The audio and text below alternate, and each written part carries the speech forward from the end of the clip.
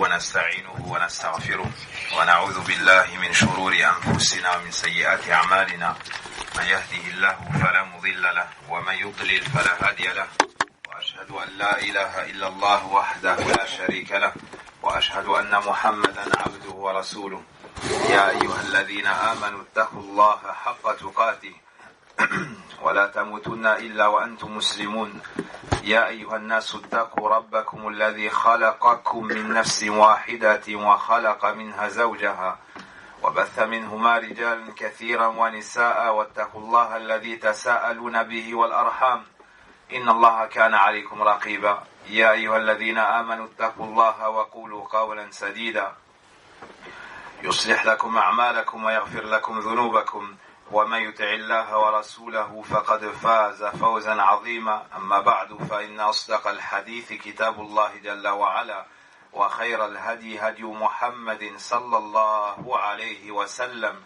وشر الأمور محدثاتها وكل محدثة بدعة وكل بدعة ضلالة وكل ضلالة في النار وبعد. Nous remercions Allah subhanahu wa ta'ala, celui par la grâce duquel les bonnes actions se concrétisent. Et parmi les choses qui remplissent de joie le cœur, le fait de voir ces assises vers lesquelles convergent les croyants, ces assises à travers lesquelles nous augmentons notre foi bi'idhnillahi azza wa jal, cette assise à travers lesquelles on s'éloigne du mal, on se repent de péché, on gagne en motivation et en éloignement devant les péchés. فنسأل الله سبحانه وتعالى أن يمن علينا وعليكم بالعلم النافع وبالعمل الصالح. Demandons donc à Allah subhanahu wa ta'ala qu'il accepte de nous ces faibles actions, qu'il accepte, qu'il nous accorde science et mise en pratique. Ceci étant dit, après avoir entendu ces précieux conseils de notre frère Waffaqahullah ta'ala relatifs à la préparation de la venue du mois de Ramadan, nous allons poursuivre sur un des points précédemment mentionnés, qui est le fait d'étudier et de s'instruire sur les règles religieuses relatives aux jeûnes du mois de Ramadan, aux jours et aux nuits de ce noble mois. Le sujet sera donc plus dans le fiqh, les règles religieuses relatives au mois de Ramadan. Premièrement, vous savez tous que Ramadan est le nom du 9e mois de l'année lunaire. Et nous sommes actuellement dans le 8e, dans la dernière semaine du 8e mois de l'année, le mois de Sha'ban. Il sera suivi, insha'Allah ta'ala, du 9e mois de l'année, qui est le mois de Ramadan. Le mois de Ramadan est le meilleur des mois de l'année. Il est à l'image de Yusuf, alayhi salam, parmi ses frères. Il est à l'image de Yusuf, alayhi salam, parmi ses frères. Allah azza wa jal l'a anobli, l'a préféré, l'a élevé, tout comme il a préféré anobli le mois de Ramadan. As-siyam signifie le jeûne, l'abstention. Dans la langue arabe, as-siyam ma'nahu al-imsak. As-siyam dans la langue arabe, c'est le fait de s'abstenir de faire une chose. Si tu marches, puis que tu t'arrêtes, on dira de toi Sama anil mashi. Il s'est arrêté de marcher, il s'est abstenu de cette action qui était la marche. À titre d'exemple, on trouve dans le Coran, dans Sourate Maryam, radiyallahu anha, ce terme utilisé dans le linguistiquement parlant, on trouve ce terme, c'est-à-dire as-siyam dans le sens de al-imsak, lorsqu'Allah azza wa jal nous dit فَإِنِّي نَذَرْتُ لِلرَّحْمَنِ صَوْمًا فَلَنْ أُكَلِّمَ الْيَوْمَ إِنْسِيًّا. J'ai voué au tout miséricordieux un vœu, je ne parlerai donc pas aux êtres humains.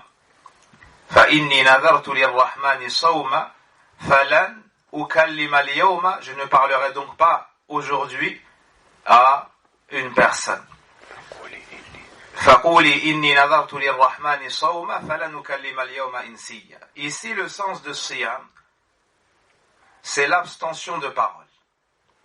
C'est l'abstention de parole, comme le prouve la suite du verset. Donc voici le sens du mot as-siyam dans la langue arabe. Quant au terme as-siyam, quant au sens du mot as-siyam, shar'an, dans la religion d'Allah subhanahu wa ta'ala, il a pour définition at-ta'abbudu lillah. C'est une adoration vouée à Allah. Bil imsaki anil akli wa shurbi wa sa'iri al-mufattirat min tulu'i al-fajr as-sadiq ila ghurub ash-shams. As-siyam a été défini par nos savants comme étant une adoration vouée à Allah, qui consiste à s'abstenir de manger, de boire et de tout ce qui annule le jeûne, et cela de l'aube au coucher du soleil, et cela de l'apparition de l'aube jusqu'au coucher du soleil. À travers cette définition, on comprend, incha'Allah ta'ala, parfaitement ce que signifie as-siyam dans l'islam. As-siyam, premièrement, c'est une adoration. Celui qui jeûne, himiyatan par exemple, pour perdre du poids. Celui qui jeûne par exemple, par coutume et habitude, celui-ci n'aura pas jeûné dans l'islam. Il faut que ce soit une adoration, il faut que l'intention soit d'adorer Allah à travers cette action. Wal imsaku, donc ça c'est l'intention. Ensuite, le jeûne consiste à un délaissement. Certaines adorations sont des agissements, comme la prière, et d'autres des délaissements, comme le jeûne. Comme le jeûne, ça consiste à délaisser des choses précises. Par ces choses-là, par ce délaissement, on se rapproche d'Allah. Quelles sont ces choses? C'est ce qu'on appelle al-mufattirat. C'est-à-dire ce qui annule et corrompt le jeûne du serviteur. S'il le commet avec science, volontairement, sans avoir été, sans oubli, sans être sujet à l'inadvertance, sans oubli, sans avoir été forcé, sans avoir fait cela par ignorance. C'est ce qu'on appelle al-mufattirat. Et la base de al-mufattirat sont nombre de 3. Les bases de al-mufattirat sont nombre de 3. Manger, boire et commercer avec la femme, avec l'épouse. Et il y a plus que cela, comme on le verra, incha'Allah.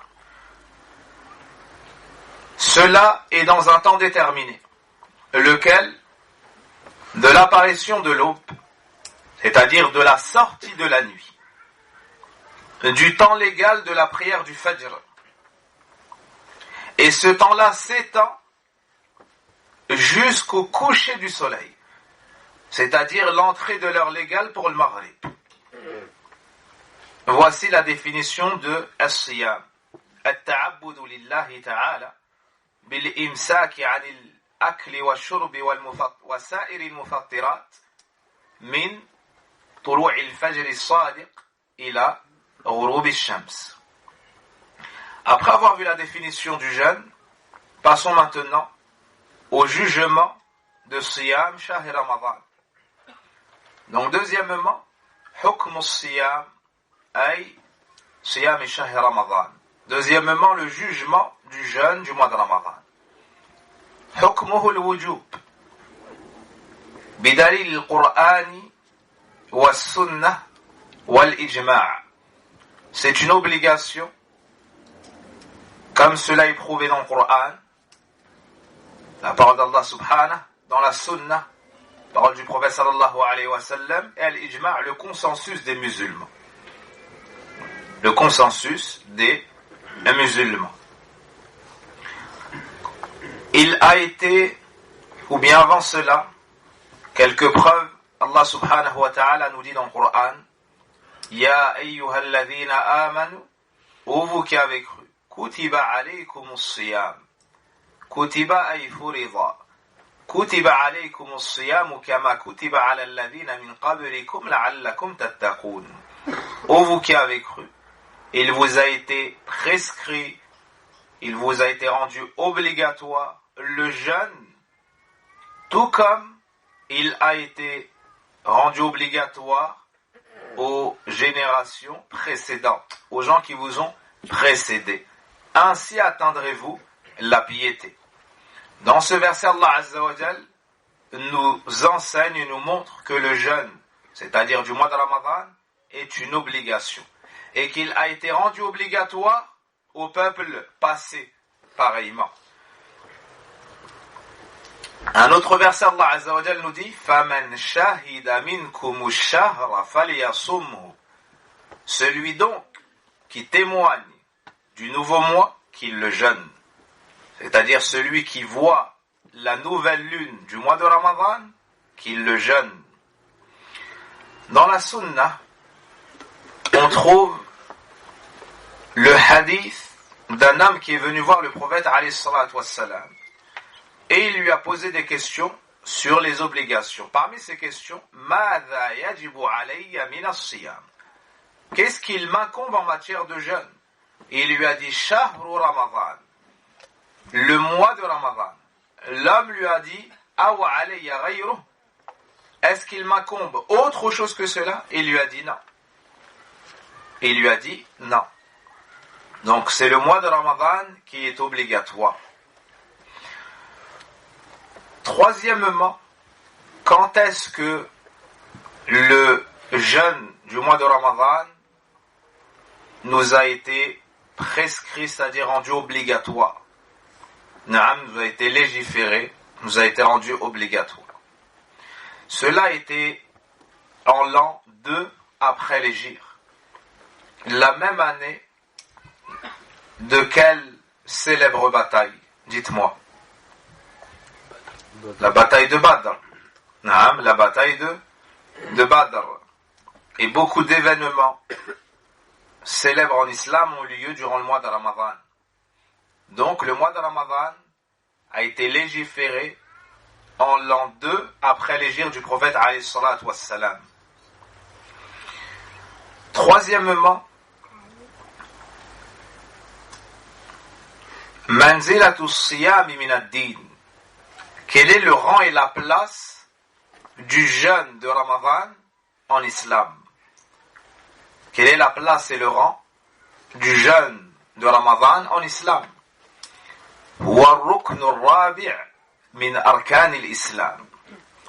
Il a une place incommensurable en islam. C'est même un pilier de l'islam, comme vous le savez, c'est le 4e pilier de l'islam. Dans le hadith de Omar ibn al-Khattab radiyallahu anhu, le hadith connu sous hadith Jibril, Sunnah, rapporté par l'imam Muslim, il nous dit بينما نحن جلوس عند رسول الله صلى الله عليه وسلم إذ طلع علينا رجل شديد بياض الثياب شديد سواد الشعر لا يرى عليه أثر السفر ولا يعرفه منا أحد حتى جلس إلى النبي صلى الله عليه وسلم فأسنى ركبتيه إلى ركبتيه ووضع كفيه على فخذيه فقال يا محمد أخبرني عن الإسلام. Alors que nous étions assis en compagnie du messager d'Allah sallallahu alayhi wa sallam, c'est alors que subitement un homme est apparu, habillé de vêtements d'un blanc étincelant, de cheveux très noirs. Il avait des cheveux très noirs et on ne voyait pas sur lui, personne d'entre nous ne le connaissait, bien qu'on ne voyait pas sur lui de traces de voyage. Il s'est approché du prophète alayhi salatu wassalam, s'est assis auprès de lui au point de mettre ses genoux contre les siens et ses mains sur ses cuisses. Puis il lui a dit: ô Muhammad, informe-moi au sujet de l'islam. Le prophète alayhi salatu wassalam lui a répondu: Al-Islam an tashhada an la ilaha illallah wa anna Muhammadan rasulullah wa iqamu as-salati wa ita'u az-zakah wa hajj al-bayti wa sawmi ramadan. Ou plutôt wa siyamu wa sawmi ramadan wa hajj bayti Allah al-haram. Et il lui a dit: Sadaq, tu as dit vrai. Le prophète sallam, lorsqu'il lui a mentionné l'islam, il lui a mentionné 5 choses apparentes. Il a commencé par al-shahadata, le fait de témoigner qu'il n'y a point de divinité digne d'être adoré si ce n'est Allah, et que Mohammed est le message d'Allah. Ensuite, il lui a mentionné l'accomplissement de la prière. Ensuite, il lui a mentionné le fait de s'acquitter de la zakat. Puis il lui a mentionné le jeûne du mois de Ramadan.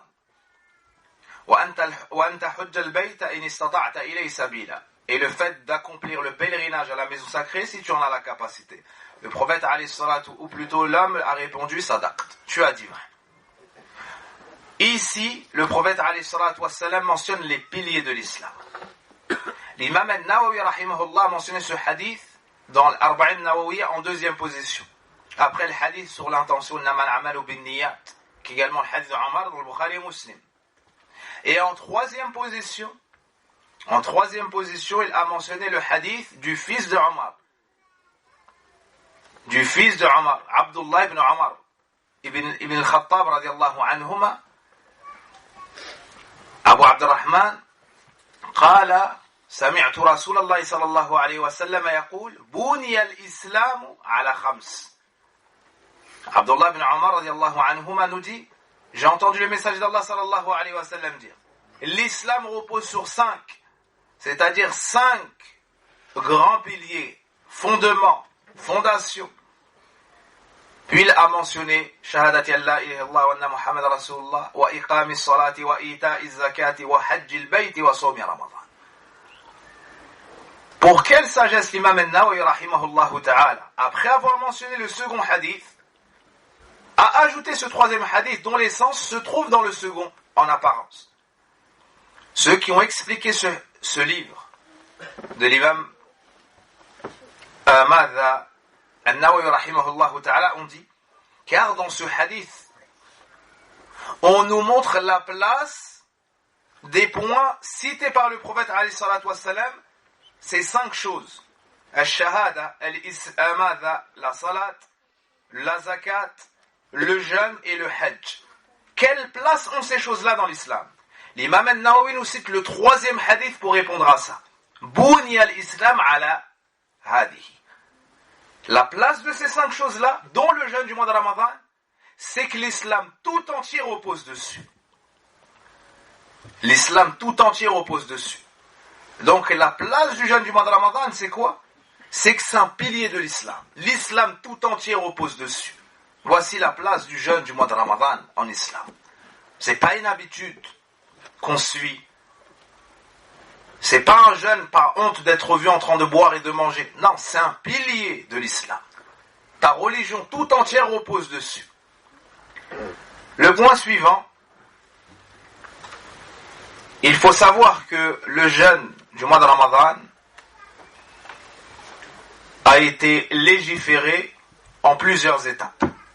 Allah, de par sa sagesse et sa miséricorde, il ordonne, il légifère et il abroge aussi. Subhanahu wa ta'ala. Rahmatan bina, par miséricorde et pitié envers ses serviteurs. Dans un premier temps, on a ordonné le jeûne du mois de Ramadan, mais c'était au choix. Celui qui voulait jeûner, il jeûnait.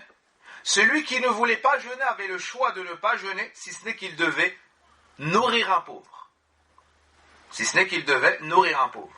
Plus tard, on a abrogé ce jugement, et c'est devenu une obligation sans avoir le choix. Sans avoir le choix. Allah subhanahu wa ta'ala nous dit dans le Coran, pour la première étape, qu'on a le choix entre jeûner ou nourrir un pauvre, mais malgré ça, il nous encourage à jeûner. c'est meilleur de jeûner. Car il nous dit subhanahu wa ta'ala wa an tasumu khayran lakum. Mais si vous jeûnez, c'est meilleur pour vous. Plus tard, on abroge ce jugement, c'est-à-dire le choix, et on nous dit faman shahida minkum ash-shahra falyasumhu. Là, c'est devenu obligatoire pour tout le monde. Il n'y a plus ce choix-là. Le quatrième point, bima yajibu ibtida'u as-siyam, ay bima nahkum bidukhul ash-shahr. Par quel signe on se voit dans l'obligation de commencer le jeûne du mois de Ramadan? En d'autres termes, comment est-ce qu'on peut juger que le mois est entré? Que le mois est entré. Chaque année, on fait face à une vague d'ignorance et d'ignorants qui se prétendent à la tête de la communauté et qui annoncent en avance, des mois ou des semaines en avance, suite à des calculs astronomiques, que le début du mois, on a décidé que ça sera tel jour ou que ce sera tel autre jour. Et tout cela n'est pas accepté en islam. Car nous avons une religion complète, parfaite, reposant sur des bases saines et authentiques. C'est que cet islam repose sur la parole d'Allah qui est le Coran, sur la parole du prophète alayhi salatu wassalam qui est la sunna. Sallallahu alayhi wa sallam. Et il y a d'autres preuves, mais ça c'est notre base. Et on ne trouve pas ces calculs dans notre base. Donc cette question, elle est très importante. Et sachez qu'on ne peut juger de cela, l'entrée du mois, si ce n'est par l'un de deux signes. Si ce n'est par l'un de deux signes. Le premier signe, ru'yatul hilal. La vision de la nouvelle lune. La vision de la nouvelle lune de Ramadan. La vision de la nouvelle lune de Ramadan. Il faut savoir au préalable, pour bien comprendre ce qu'on mentionne ici, qu'un mois lunaire ne peut être composé que de, soit est composé soit de 29 jours, soit de 30 jours. Soit de 29, soit de 30 jours. D'accord? Donc, les musulmans vont scruter le ciel et chercher la nouvelle lune. Et la nuit précède le jour. La nuit précède le jour. Si le mois de Sha'ban est ce qu'on appelle naqis, incomplet, sera composé de 29 jours. Alors on verra la nouvelle lune. On verra la nouvelle lune. Si on voit la nouvelle lune, on jugera que le mois de Ramadan est entré, que c'est la première nuit. On prie Salat et Tarawih et le lendemain matin, on jeûne le premier jour de Ramadan après avoir mis l'intention. Ça, c'est le premier cas de figure. Le mois de Sha'ban est incomplet, donc 29 jours. Le soir, on voit la nouvelle lune de Ramadan, donc on juge que cette nuit est la première nuit de Ramadan. La nuit précédant le jour, on prie la nuit, on prie Tarawih. Le lendemain, on jeûne. On entame notre premier jour de jeûne. Ça, c'est le premier moyen de juger de l'entrée du mois de Ramadan et donc de l'obligation de jeûner. Dans Suratul Baqarah, Allah nous dit فَمَنْ شَهِدَ مِنْكُمُ الشَّهْرَ فَلْيَصُمْهُ. Celui donc qui témoigne du nouveau mois, qu'il le jeûne. Et dans le Bukhari et Muslim, on trouve que le prophète alayhi salatu wassalam a dit Sumu li ru'yati wa aftiru li ru'yati. Jeûnez à sa vision et rompez à sa vision. C'est-à-dire, une fois que vous voyez la nouvelle lune de Ramadan, entamez le jeûne le lendemain. Entamez le jeûne le lendemain. Et rompez à sa vision. C'est-à-dire, une fois que vous voyez la nouvelle lune, c'est-à-dire de Shawwal, le mois de Ramadan est fini. Et c'est l'Eid, et c'est le nouveau mois. Notre religion a donc rattaché le jugement du jeûne et l'entrée du mois à ces deux signes-là, pas à d'autres. Ibn Athaymin rahimahullah ta'ala nous dit وعلم منه أنه لا يجب الصوم بمقتضى الحساب. De cela on tire De cela, on a su qu'on ne peut nous imposer le jeûne ou le jugement du nouveau mois par les calculs astronomiques. Parce que l'islam a rattaché cela à deux jugements, à deux points plutôt. À deux points évidents, visibles, perceptibles. Premièrement, la vision de la lune. Deuxièmement, si on ne finit pas. Donc le deuxième point, c'est si on ne voit pas la nouvelle lune, on finit le mois de Sha'ban 30 jours, on complète 30 jours, et on reprend le surlendemain. On jeûne le surlendemain. Voici les deux signes. La vision de la nouvelle lune. Dans le cas contraire, compléter le mois de Sha'ban 30 jours. Compléter le mois de Sha'ban 30 jours. Ainsi, on sait quand est-ce qu'on doit commencer le jeûne du mois de Ramadan. Dans le hadith, si elle vous est cachée, فَأَكْمِلُوا عِدَّةَ شَعْبَانَ 30. Si elle vous est cachée, c'est-à-dire la lune, alors complétez le mois de Sha'ban comme ayant 30 jours. Qu'il y ait des nuages ou pas. Le cinquième point, après avoir su ce qu'était as-siyam, après avoir su la place du jeûne en islam, et comment savoir quand est-ce qu'on le commence, passons maintenant aux acteurs. Passons maintenant aux musulmans responsables. Celui qui a cette responsabilité, celui qui va se délecter de par cette adoration. Le cinquième point est donc shurutu wujubi siyami shahr Ramadan. Quelles sont les conditions d'obligation du jeûne du mois de Ramadan? En d'autres termes, quels sont les points, dès lors qu'ils sont réunis sur le serviteur d'Allah, il se verra dans l'obligation de jeûner Ramadan. Notez, il y a 6 points. Il y a 6 conditions. Si elles se réunissent sur une personne, cette personne est dans l'obligation de jeûner le mois de Ramadan. Premièrement, l'islam, il doit être musulman. Deuxièmement, al-aql, la raison. Il ne doit pas avoir perdu la raison, être fou. Troisièmement, al-boulour. Pour que ça soit obligatoire pour lui, il doit être pubère. Quatrièmement, al-qudra, la capacité. Il ne doit pas être incapable de jeûner.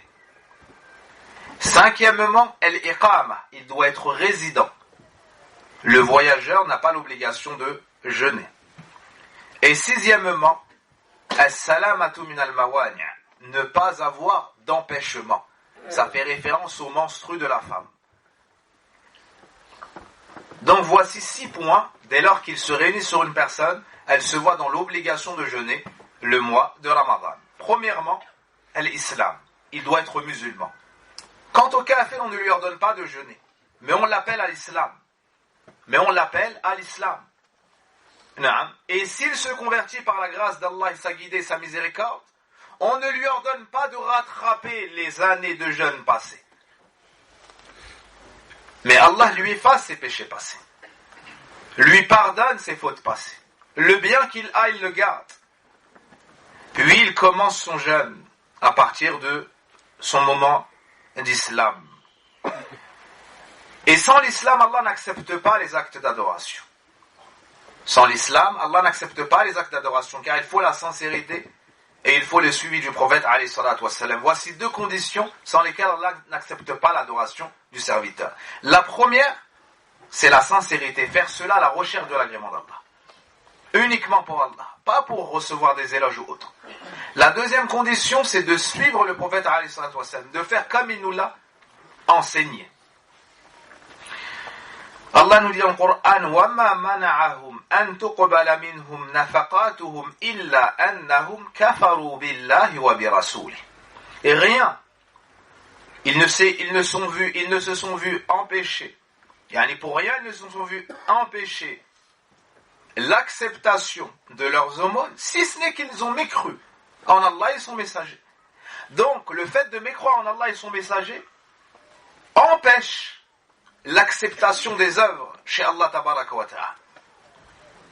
Allah nous dit dans le Coran وَلَوْ أَشْرَكُوا لَحَبِطَ عَنْهُمْ مَا كَانُوا يَعْمَلُونَ. S'ils avaient commis le polythéisme, tout ce qu'ils ont fait serait devenu vain. Allah n'accepte pas l'action qui n'est pas faite sincèrement pour lui. Le prophète sallam nous dit, Allah dit Ana aghna shuraka'i 'ani shirk. Je suis celui qui se passe le plus associé.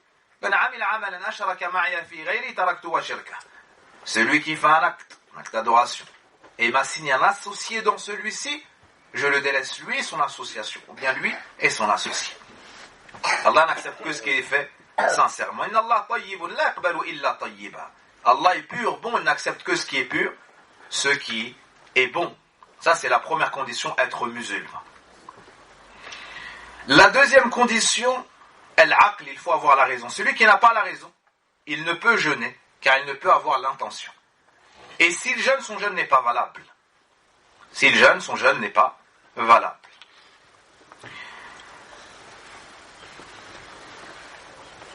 Et les autres adorations, également, ne le sont pas obligatoires. Ni la prière, ni autre. Exception faite de la zakat. Parce que ça, c'est le droit des biens. Donc son responsable va sortir quand même sa zakat. Son responsable va sortir quand même sa zakat. Et le prophète alayhi salatu wassalam nous dit Rufi'a al-qalam an thalath. Pour 3 personnes, la plume a été levée. Ils ne sont pas responsables. Parmi eux, al-majnoun hatta yufiq.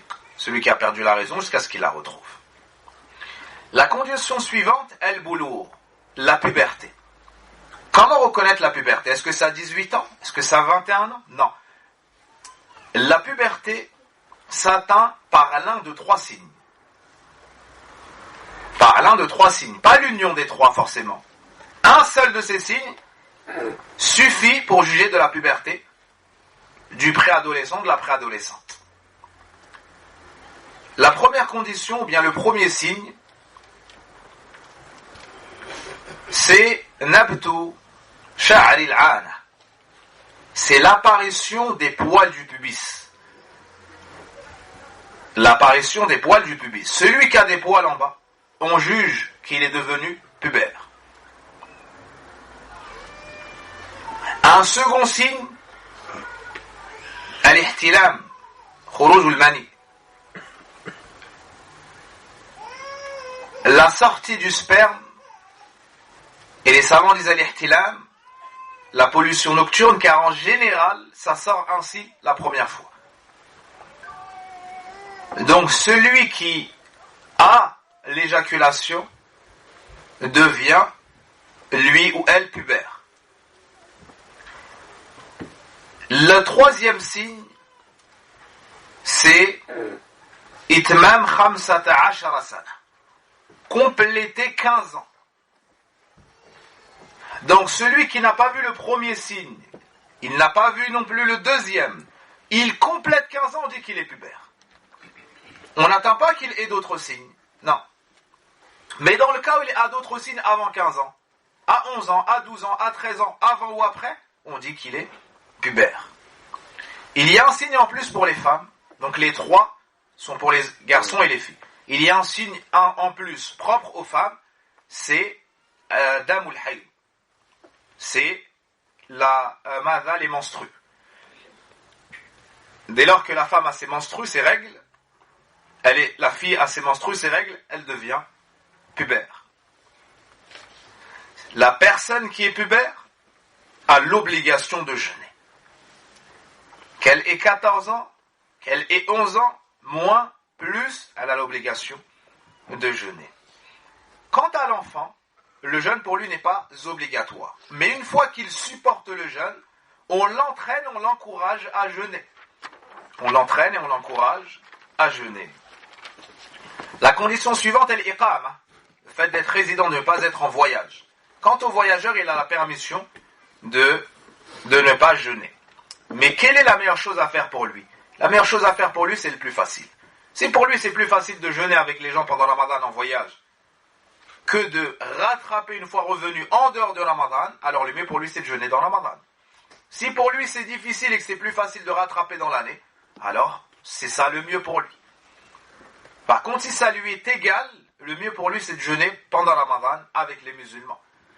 Pendant Ramadan avec les musulmans.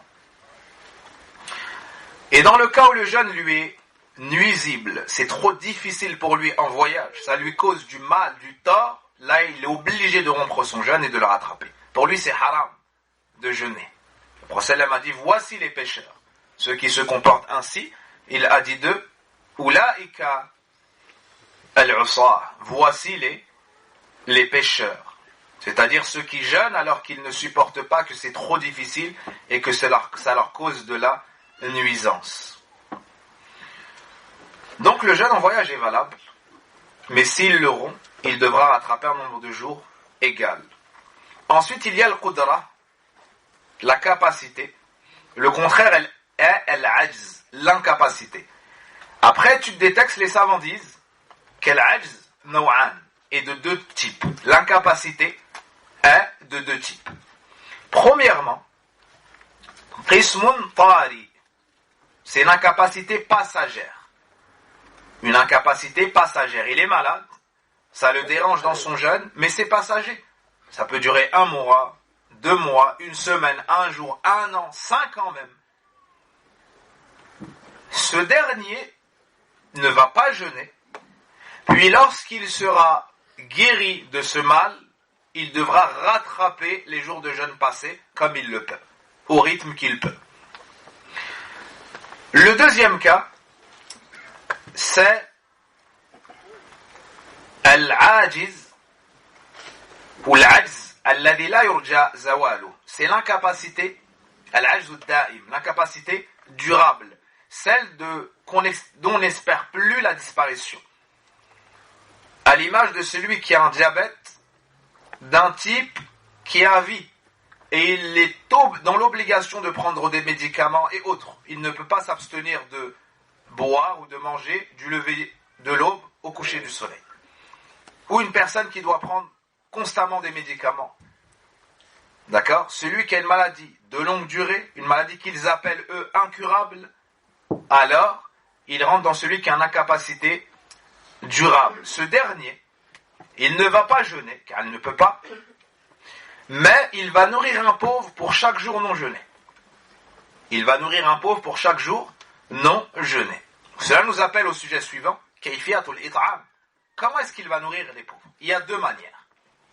La première manière, c'est de préparer le repas, de donner ou d'inviter des pauvres à manger, des pauvres musulmans à manger.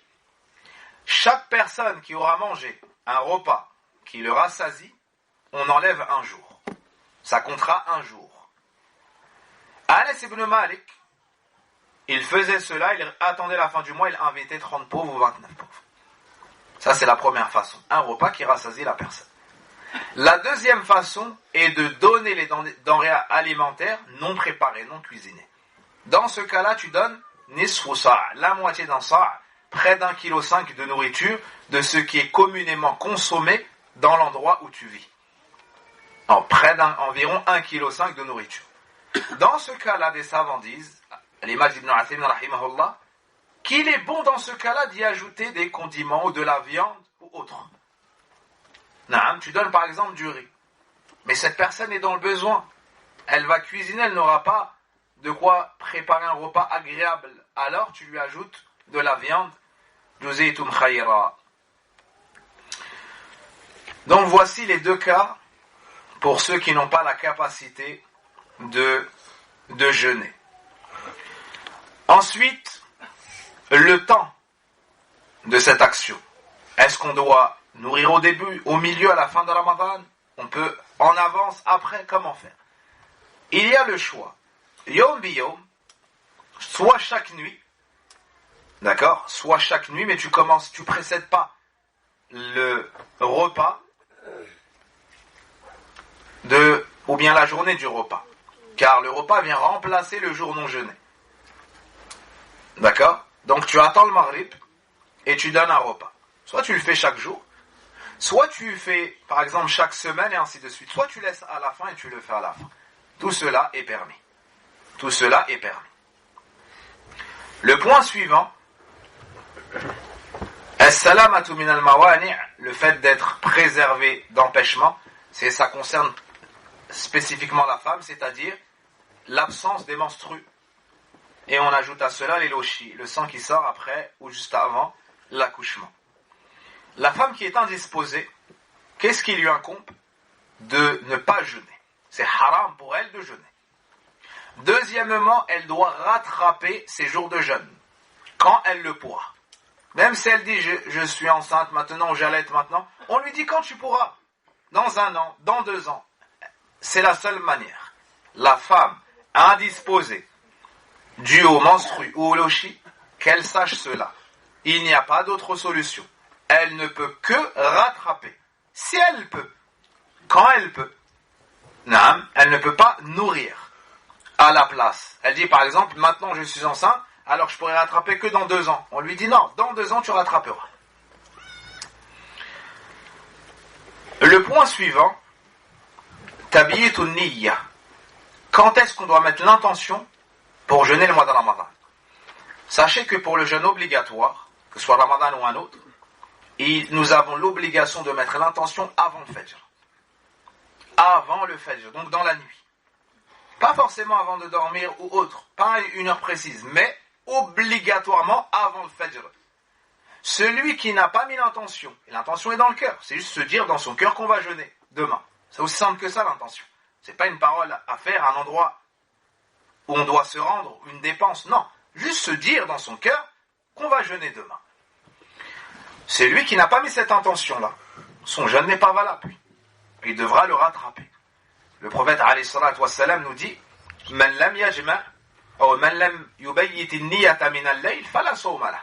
Celui qui ne met pas l'intention de jeûner durant la nuit, c'est-à-dire qu'il n'a pas mis durant la nuit l'intention de jeûner pour le lendemain, alors il n'a pas de jeûne. Alors il n'a pas de jeûne. Puis les savants mentionnent cette question. Est-ce qu'il doit mettre l'intention chaque nuit avant le Fajr? C'est-à-dire le lendemain, il a jeûné un jour. Est-ce que le lendemain doit refaire la même chose? Et le troisième, est-ce qu'il doit mettre 29 ou 30 intentions?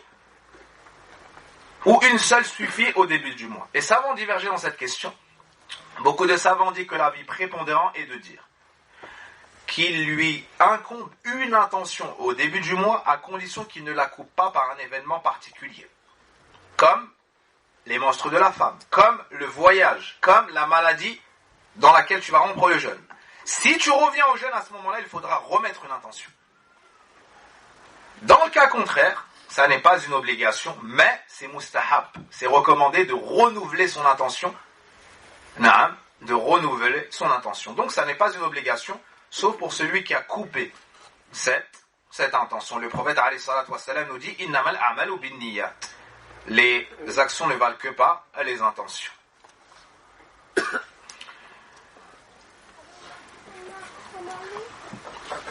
Et cela contrairement au jeûne recommandé. Le jeûne recommandé, tu peux le commencer après le Fajr en mettant l'intention après le Fajr. À condition de ne pas avoir mangé, bu, ni accompli une chose qui coupe le jeûne, qui fait partie de l'mufattirat. La preuve de cela est que le prophète alayhi salatu wassalam est entré, comme c'est rapporté par l'imam Muslim, est entré chez une de ses épouses et a dit Hal indakum min shay, avez-vous quelque chose, c'est-à-dire à manger? Qalu la, elles lui ont répondu non. Qala fa inni idhan sa'im. Il a dit je suis donc en état de jeûne, c'est-à-dire je commence mon jeûne. On passe au 6e point, un point essentiel dans l'acquisition de la science relative au mois et au jeûne du mois de Ramadan. Ma hiya al-mufattirat. Quels sont les points, les choses, les actions qui annulent le jeûne du croyant? On a compris l'importance du jeûne. Il faut donc le préserver. Il y a des choses, si on les commet, ça annule notre jeûne. On doit étudier cela. Ça fait partie de la science obligatoire. Quelles sont ces choses qui détruisent notre adoration, qui annulent notre jeûne? Premièrement, al-akl wa shurb. Manger et boire. Manger et boire. S'il fait parvenir une chose à son estomac, par la bouche, à boire ou à manger, que ce soit comestible ou non, que ce soit un bien ou non, que ce soit licite ou non, il annule son jeûne. Il annule son jeûne. Bon et comestible comme le pain, comme l'eau. Mauvais et nuisible et haram comme l'alcool, comme du bois, comme... Il y a des choses qui ne se mangent pas. S'il mange une chose, qu'elle soit licite ou non, qu'elle soit bonne ou mauvaise pour lui, ça annule son jeûne. Ça annule son jeûne. Allah Azza wa Jal nous dit de manger et de boire hatta يتبين لكم الخيط الأبيض من الخيط الأسود من الفجر ثم أتموا الصيام إلى الليل وكلوا واشربوا et mangez et buvez jusqu'à ce que se distingue pour vous le fil blanc du fil noir, c'est-à-dire l'aube le fajr de la nuit. Le fil blanc et le fil noir, ça fait référence au fajr et la nuit, jusqu'à ce que vous distinguiez la sortie de la nuit pour le fajr, pour l'aube. Jusqu'à ce moment-là, vous pouvez manger et boire. Puis on nous dit, à partir de là, du fajr, complétez le jeûne jusqu'à la nuit, jusqu'au maghrib. On tire de cela, les savants ont tiré de cela que parmi les annulatifs du jeûne, manger et boire. Manger et boire. Les savants ont mentionné des choses qui entraient dans ce chapitre en disant ce qu'on appelle as-sa'out, annuler également le jeûne. Qu'est-ce que c'est as-sa'out? C'est idkhalu ash-shay'i aw al-adwiya an tariq al-anf. C'est le fait de faire entrer les choses, mais par le nez, comme les médicaments et autres. D'accord? Les savants ont dit que cela entrait également dans ce qui peut annuler le jeûne de la personne. Pourquoi? Parce que le prophète alayhi salatu wassalam a dit « Baligh fil istinshaq illa an takuna sa'ima » Exagère quand tu fais entrer le lot dans ton nez quand tu fais le wudu, sauf en état de jeûne. Cette précaution prise pour l'état de jeûne a une sagesse qui n'est autre que préserver le jeûne de la personne. Préserver le jeûne de la personne. Les savants ont divergé quant au ibar, les piqûres. Est-ce permis durant la journée de Ramadan que l'infirmier nous fasse une piqûre, d'aller à l'hôpital et qu'on nous fasse une piqûre? Il y a deux types de piqûres. Al-muradhiya wa ma duna dhalik. Premièrement, les piqûres nutritives. Celles-ci annulent le jeûne de la personne, car elles ont le sens de manger et de boire. Ça le renforce, ça le nourrit. Donc si la piqûre est nutritive, ça le nourrit, c'est nourrissant, ça annule son jeûne. Mais dans le cas contraire, ça n'annule pas son jeûne. Dans le cas contraire, ça n'annule pas son jeûne. Le point suivant, al-ihtiqan, les suppositoires, le fait de faire entrer le médicament ou la chose par derrière. Est-ce que ça annule le jeûne ou pas? Les savants ont divergé sur cette question. Ibn Taymiyyah rahimahullah ta'ala a dit l'avis prépondérant, c'est que ça n'annule pas le jeûne. Pourquoi? Parce qu'il n'y a pas de preuve dans le Coran ni dans la Sunna. Quant à l'ihtikal, ou l'iktihal, le fait de mettre du khul dans les yeux, ceci n'annule pas le jeûne. Même s'il y a un goût qui descend, même s'il y a un goût qui est ressenti, ceci n'annule pas le jeûne. Pourquoi? Parce que ça n'a pas le sens ni de manger, ni de boire. Ça n'a pas le sens de manger, ni de boire. Ça, c'est le premier annulatif. Manger et boire et ce qui s'y rapporte. Le deuxième annulatif, al-istiqa, le fait de se faire vomir, c'est-à-dire volontairement, que ce soit en se mettant les doigts dans la gorge, que ce soit en regardant une chose répugnante pour se faire vomir, ou en sentant une odeur nauséabonde pour chercher à se faire vomir, ou quelle que soit la manière entreprise. Si la personne vomit, ça annule son jeûne. Quant à la personne qui vomit involontairement, par maladie ou autre, cette personne-là n'a pas annulé son jeûne et elle n'a pas à le rattraper. Cela car l'imam Ahmed rahimahullah ta'ala, Abu Daoud, Tirmidhi, Ibn Majah et autres rapportent que le prophète sallallahu alayhi wa sallam a dit Man istaqa'a amdan falyaqdi wa man dhara'ahu ay ghalabahu wa man dhara'ahu al-qay'u fala qada'a alayhi. Le prophète sallallahu alayhi wa sallam nous dit celui qui se fait vomir, qu'il rattrape. C'est-à-dire ce jour de jeûne. S'il le rattrape, c'est qu'il l'a annulé. Donc, se faire vomir annule le jeûne. Celui qui se fait vomir, qu'il rattrape ce jour.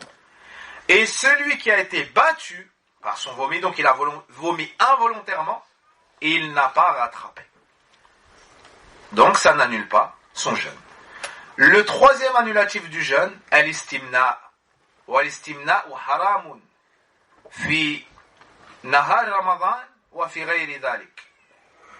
Al-istimna est le troisième annulatif du jeûne, c'est-à-dire la masturbation. Et la masturbation est haram en islam, que ce soit durant la journée de Ramadan ou en dehors de cela. Car Allah nous dit dans le Coran وَالَّذِينَ هُمْ لِفُرُوجِهِمْ حَافِظُونَ إِلَّا عَلَى أَزْوَاجِهِمْ أَوْ مَا مَلَكَتْ أَيْمَانُهُمْ فَإِنَّهُمْ غَيْرُ مَلُومِينَ فَمَنِ ابْتَغَى وَرَاءَ ذَلِكَ فَأُولَئِكَ هُمُ الْعَادُونَ. Ceux qui, dans le Coran, dans Surat al-Ma'arij, Allah nous dit, sur la traduction des sens de ce verset, ceux qui préservent leur partie intime, si ce n'est de leurs épouses et de celles qu'on leur a rendues licites,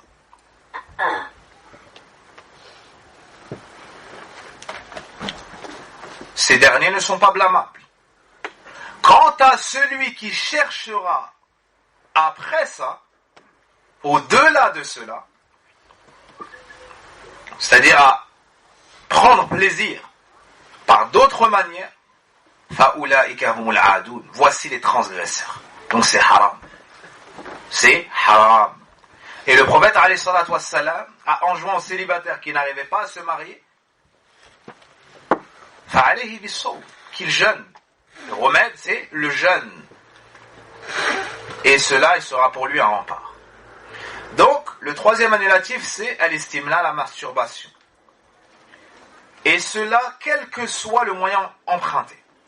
Que ce soit avec la main, que ce soit en jouant sur son sur son matelas, que ce soit en regardant une chose qui suscite le désir, que ce soit son épouse qui lui fasse cela, quel que soit le moyen, si son liquide sort, c'est-à-dire elle manie le sperme, il aura annulé son jeûne. Il aura annulé son jeûne. Il aura commis un péché, il devra s'en repentir. Il aura annulé son jeûne et il devra le rattraper. Certains savants disent même, il devra rester en état de jeûne jusqu'au Maghrib. Il n'a pas la permission après cela de poursuivre dans la nourriture, la boisson ou autre. Quant au regard, les savants disent takrar al-nazar. Ils disent la répétition du regard. Parce que le premier est excusé. S'il a un premier regard et que quelque chose sort, il est excusé, ça n'annule pas son jeûne, même si c'est du mani. Mais à partir du moment où il réitère ce regard, volontairement, si son liquide sort, il a annulé son jeûne. Donc si c'est le madi qui sort, si c'est le liquide prostatique, ça n'annule pas le jeûne, mais ça diminue sa récompense. Et si c'est le mani, si c'est le sperme qui sort, à ce moment-là, il a annulé son jeûne. Il doit se repentir, il a commis un péché, et il doit attraper ce jour. Le quatrième annulatif, qat'un niyya, le fait de couper l'intention. C'est-à-dire avec son cœur, il cesse son jeûne, il arrête de jeûner. Il coupe son intention. Ça annule le jeûne. Pas l'intention de couper son intention. L'intention de couper, par exemple, tu es en voyage, tu as soif. Tu dis, si je trouve un supermarché, j'achèterai à boire. Parce que je suis en voyage, je peux couper. Finalement, tu arrives au supermarché, tu vois qu'il reste 1 heure. Tu dis, je vais continuer. Là, il n'a pas coupé son jeûne. Parce qu'il avait projeté, c'était une intention future. Tant qu'il ne l'applique pas, il n'a pas coupé son jeûne. Quant à celui qui, avec son cœur sur place, coupe son intention, son jeûne est annulé, même s'il n'a rien bu, rien mangé. Est-ce que vous distinguez entre ces deux cas ou pas? Barakallahu fikum. Ensuite, al-hijama, la saignée, mais il y a une grande divergence à ce sujet, du fait que le prophète alayhi salatu wassalam a dit laqad aftara as-sa'im, laqad aftara al-hajim wal-mahjum. Celui qui fait la hijama et celui qui la demande ou celui à qui on l'a fait, tous deux ont annulé. Et d'autres ont utilisé le hadith yahtajama an-nabi sallallahu alayhi wa sallam wa huwa sa'im. Le prophète sallam a fait la hijama alors qu'il était sa'im. Puis ils ont divergé quant aux authenticités de ces hadiths. Quoi qu'il en soit, il y a une grande divergence. Le mieux reste quand même de s'en éloigner. Le mieux reste quand même de s'en éloigner dans le doute. Le dernier annulatif, ou bien un des annulatifs, c'est ar-ridda, l'apostasie, le fait de sortir de l'islam, idha mata ala dhalik. Celui qui sort de l'islam, a'adana Allah wa iyyakum min dhalik, Allah nous en préserve tous, ça annule toutes ses actions, mais il y a une condition, il faut qu'il meure dessus. Quant à celui qui sort de l'islam, puis il se repent, ses actions ne sont pas annulées. Parce que dans le Coran, quyida bil maut, cette condition a été rattachée à quoi? Au fait de mourir dessus. Le dernier point qu'on mentionne ici, c'est al-jima', c'est les rapports sexuels. Tout ce que j'ai mentionné jusqu'à présent avait pour conséquence d'annuler le jeûne. Avait pour conséquence d'annuler le jeûne. Ce point-là est le seul qui annule le jeûne, mais en plus de l'annulation du jeûne, il y a le kafara, el-mughalladha. Il y a une expiation très sévère. C'est pour celui qui a eu un rapport avec son épouse par l'endroit. Celui-ci, premièrement, fasada sawm, il a annulé son jeûne. Deuxièmement, wa athim, il a pris un péché, un grand péché. Troisièmement, alayhi tawbah, il a l'obligation de se repentir. Quatrièmement, yalzamul qada, il a l'obligation de rattraper ce jour. Et cinquièmement et finalement, al-kafara al-mughallagha, il y a l'expiation sévère. Tout cela, pour qui? Pour celui qui a eu un rapport. Naam, c'est un des pires annulatifs du jeûne. Donc il a 5 choses à faire s'il tombe dans ça, riyadan billah. Il a forgé un esclave, ou alors il jeûne 2 mois, ou alors il doit 60 ans. Dans le hadith d'Abi Hurayrata radiyallahu anhu, il nous dit qu'un homme est venu voir le prophète sallallahu alayhi wa sallam et lui a dit: Ya Rasulallah halakt, au message d'Allah, j'ai péri. Il lui a dit: Ma halakak, qu'est-ce qui t'a fait périr? Il lui a dit: Waqa'tu ala ahli fi nahri Ramadan. J'ai eu des rapports avec mon épouse dans la journée de Ramadan. Il lui a dit: Hal tajidu raqabatan tu'tiquha? Est-ce que tu peux affranchir un esclave? Il lui a dit là. Il lui a dit non. Alors le prophète sallallahu alayhi wa sallam lui a dit: Hal tastati'u an tasuma shahrayn mutatabi'ayn? Est-ce que tu as la capacité de jeûner 2 mois consécutifs, c'est-à-dire sans les couper d'un jour? Il lui a dit non.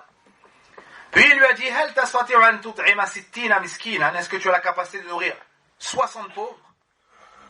Il lui a dit non. Thumma jalasa ar-rajul. Alors l'homme s'est assis. Le prophète sallallahu alayhi wa sallam s'est tu. Puis on est venu, on a donné un sceau de date au prophète alayhi salatu wassalam. Puis le prophète a dit, Aïna al-rajul, où est l'homme? Il a dit, je suis là. Il lui a dit, tiens, tasaddaq bihada. Il lui a dit, tiens, donne-le en aumône. L'homme est parti, puis il s'est arrêté, il a dit, ya Rasulallah, awa ala afqar minni, est-ce que je dois donner cela en aumône à plus pauvre que ma famille? Fa wallahi, ma bayna labatayha afqar min ahli. Je jure par Allah qu'il n'y a pas entre ces deux là-bas plus pauvre que ma famille. Subhanallah. Alors le prophète a souri et lui a dit, at'im biha ahlak. Il lui a dit, nourris avec ta famille. Et il a ri de la situation. Il est venu en disant, halakt, je suis anéanti. Et subhanallah, l'islam est tellement clément qu'il repart avec une aumône pour sa famille. Il est venu dans une difficulté, il repart avec une ni'ma. Et un secours, parce qu'il est revenu voir les gens de science, après s'être réfugié auprès d'Allah subhanahu wa ta'ala. Tout ce qu'on a mentionné ici, naam, comme annulatif, sachez pour que ce soit effectif, il y a 3 conditions. On ne jugera pas de l'annulation du jeûne de la personne si ce n'est avec ces 3 conditions. La première, an yakuna aliman, qu'il soit savant du jugement. S'il ignorait que se faire vomir, annuler le jeûne, ça n'annule pas son jeûne parce qu'il était ignorant. Deuxièmement, an yakuna muta'ammidan, qu'il le fasse volontairement. S'il a été forcé, on lui ouvre la bouche, on lui met de l'eau de force, alors ça n'annule pas son jeûne. La troisième condition, yakuna dhakira, au moment de faire cet annulatif, il se souvient de son état de jeûne. S'il l'a oublié, c'est excusé. S'il l'a oublié, c'est excusé. Un rappel pour finir. On a vu ce qu'on devait délaisser pendant le jeûne. Mais le jeûne a été légiféré pas seulement pour délaisser la nourriture, la boisson et autres, mais pour délaisser le haram et les péchés. Il faut aussi jeûner du haram et des péchés. Car Allah, c'est pour cela qu'il nous a légiféré le jeûne. Alladhina amanu kutiba alaykumus siyam kama kutiba alladhina min qablikum la'allakum tattaqun. Ay li ajli an tattaqullah. Le jeûne a été légiféré pour qu'on devienne pieux, c'est-à-dire pour qu'on fasse ce qu'Allah nous a ordonné en espérant sa récompense, pour qu'on délaisse ce qu'Allah nous a interdit en craignant sa menace et son châtiment. C'est pour cela qu'Allah Azza wa Jalla nous a légiféré le jeûne du mois de Ramadan. C'est pour cela que le prophète m'a dit, celui qui ne laisse pas les mauvaises paroles et le mensonge, Allah n'a que faire de son jeûne. Et des gens vont jeûner, ils n'auront d'autre récompense si ce n'est la faim et la soif. Parce qu'ils n'ont pas jeûné comme Allah voulait d'eux. Le délaissement des péchés. Combien sont ceux qui entrent dans le mois de Ramadan? Ils jurent par autre qu'Allah. Ils portent des talismans. Ils doivent se repentir et délaisser le shirk. Combien sont ceux qui jeûnent le mois de Ramadan et ils ne prient pas alors que c'est le deuxième pilier de l'islam? Ils doivent se repentir et revenir vers Allah. Ils doivent accourir vers Allah. Quel meilleur mois pour revenir vers Allah et délaisser les péchés? Quel meilleur mois pour pleurer devant Allah pour qu'il nous sauve de l'enfer et qu'il nous fasse entrer au paradis? La prière est l'action la plus aimée chez Allah Azza wa Jal. Et c'est la première chose qui sera jugée au Al-Qiyamah. Et ça vient avant même le jeûne du mois de Ramadan. On doit tous préserver cette salade jusqu'à rencontrer Allah Tabaraka wa Ta'ala et espérer son paradis. On doit jeûner le mois de Ramadan en délaissant les péchés, en se repentant. La femme, elle saisit cette occasion pour porter le vêtement de la foi, le hijab. Elle se repent de mauvaises tenues, de mauvais comportements. L'homme, il saisit cette occasion pour prier au masjid, il se repent de mauvais comportements. Hakada. Et Inch'Allah Ta'ala, la semaine prochaine, ou bien vous recevrez l'information, Inch'Allah Ta'ala, il y aura une autre conférence. Wa sallillahumma wa barik ala nabina Muhammadin wa ala alihi wa sahbihi ajma'in. On continuera cela en mentionnant mustahabbatu as-siyam, makruhat as-siyam, les choses qui sont recommandées pour pendant le jeûne du mois de Ramadan, comme le fait de prendre le repas d'avant le Fajr et autres. Inch'Allah Ta'ala. Et durant le mois de Ramadan, durant les 10 premiers jours, Inch'Allah Ta'ala, il y aura des cours principalement sur les règles du mois de Ramadan et les récits du Coran. Tafsir du Coran et les histoires du Coran. Inch'Allah Ta'ala. جزاكم الله خيرا ووفقنا الله وإياكم لما يحب ويرضى. ربنا آتنا في الدنيا حسنة وفي الآخرة حسنة وقنا عذاب النار. اللهم اغفر لنا ذنوبنا وكفر عنا سيئاتنا وتوفنا مع الأبرار. يا حي يا قيوم برحمتك نستغيث أصلح شأننا كله ولا تكلنا إلى أنفسنا طرفة عين والحمد لله الذي بنعمته تتم الصالحات.